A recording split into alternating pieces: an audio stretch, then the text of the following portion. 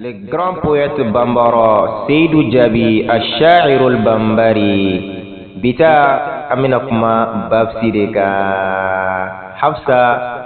furucɛ bɛrɛ mustafilun mustafilun mustafilun mustafilun mustafilun mustafilun mustafilun mustafilun niyennale aw ka grand poète bambara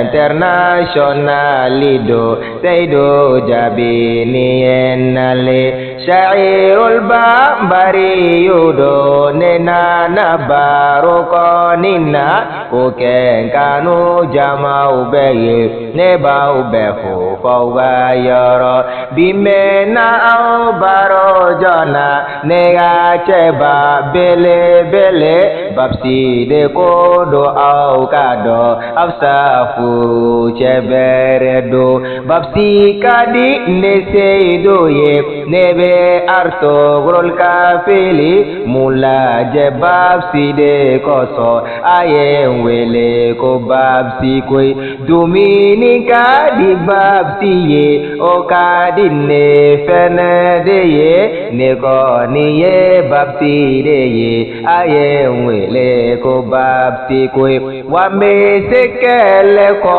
nina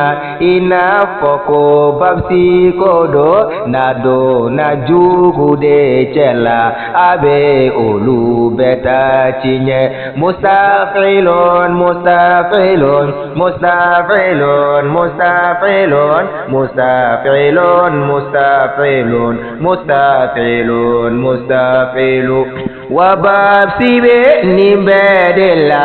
adusuku jelendudo Seydou Diaby fenebe nitogo dunkoni donna aya babsi aye wele komali yaunga babsi koi aunga bese ye kitabu aunga muru ye kumaye sha'irul bambari Seydou Diaby nintu nyefoliye ash-sha'irul bambari Seydou Diaby le grand poète bambara.